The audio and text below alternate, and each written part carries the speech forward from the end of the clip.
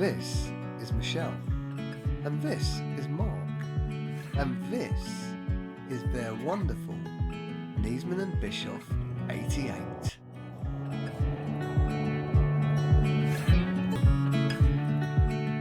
Join Nikki and I as we tour around this beautiful Niesmann and Bischoff 88 in a way that the showrooms don't show you. At the end of this video, Nikki and I will give you our thoughts of what it must be like living with this absolute brute of a motorhome.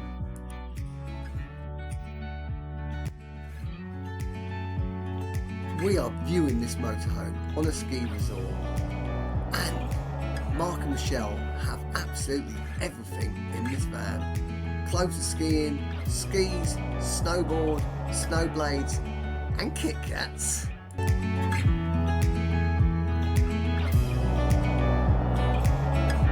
When we do reviews, we do them where a motorhome is lived in, so it gives you the opportunity to see what it's like when everything's in there. A true lived-in experience.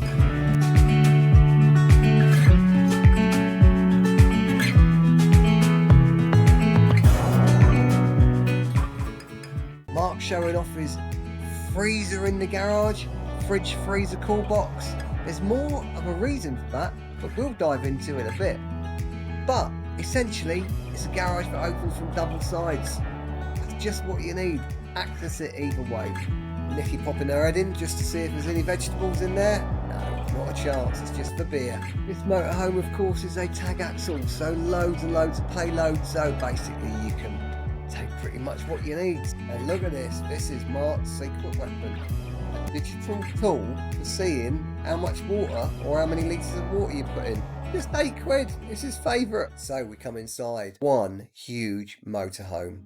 I swear you could go for a run down it, it's that long. Storage cupboards all along the top, of course a double floor, and just an abundance of space. So much space. Decent sized kitchen where you can do your cooking.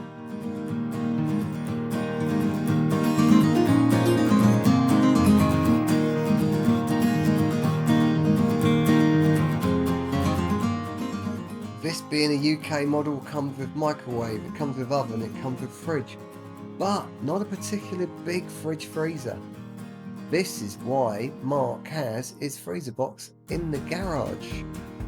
Nevertheless, I like the UK model with the microwave, oven and the fridge. I think they probably could have put a bigger fridge in by taking those cupboards out. There's just so much storage in this motorhome anyway.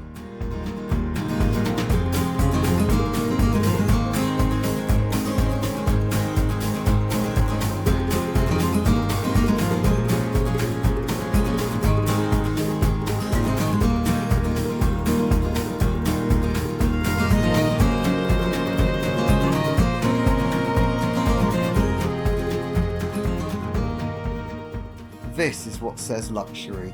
That bed just demands to be slept in. And of course you can shut it all off and have your big lounge.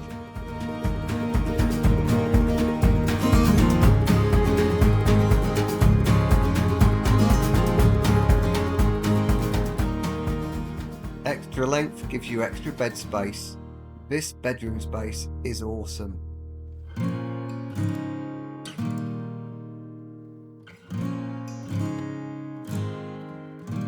Nice and warm with radiators down each side, making this an absolute steal for winter camping. Making sure you stay nice and warm. Plenty of storage for your clothes again. Swing around and we've got the shower.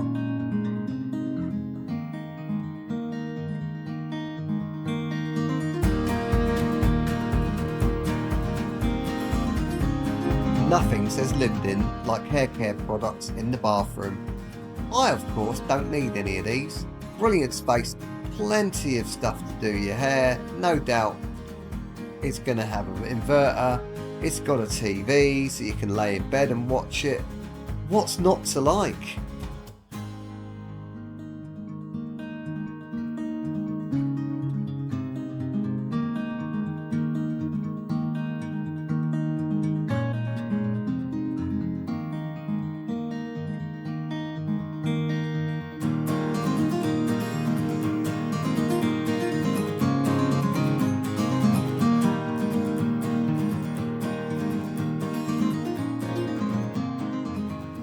true double floor with proper storage.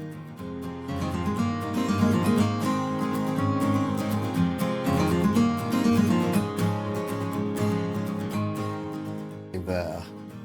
6,000 watts. That's some airdryer.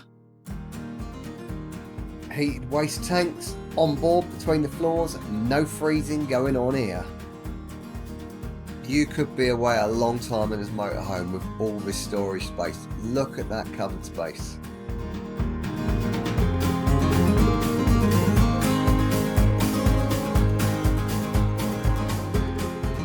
And here we have it, the creme de la creme of motorhome life. Just check that out.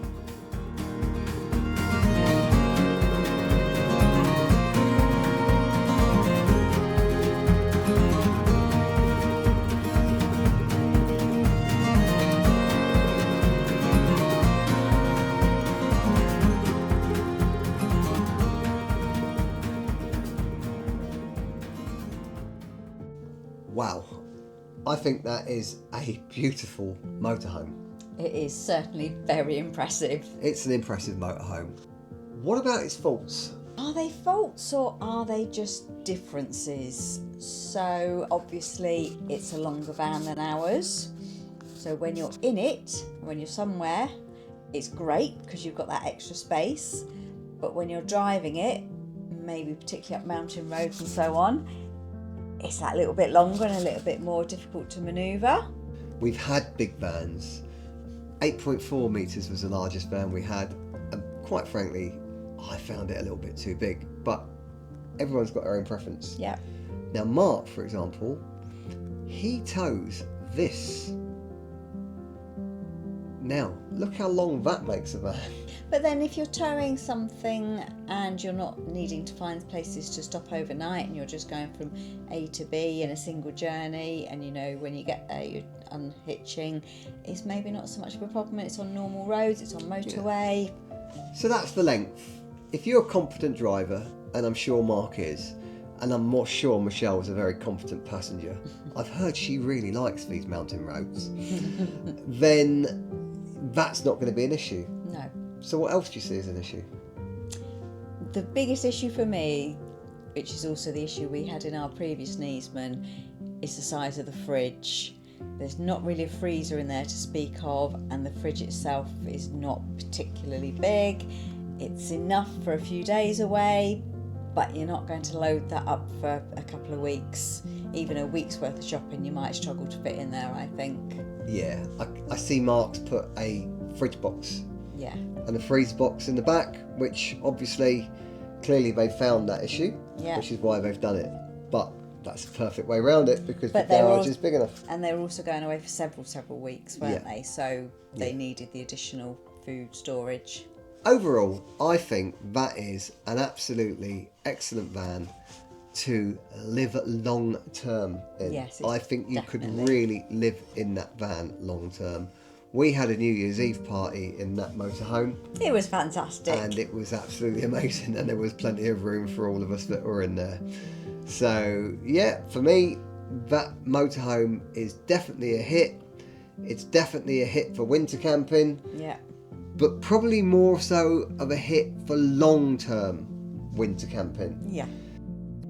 Anyhow, see you on the road real soon. Take care.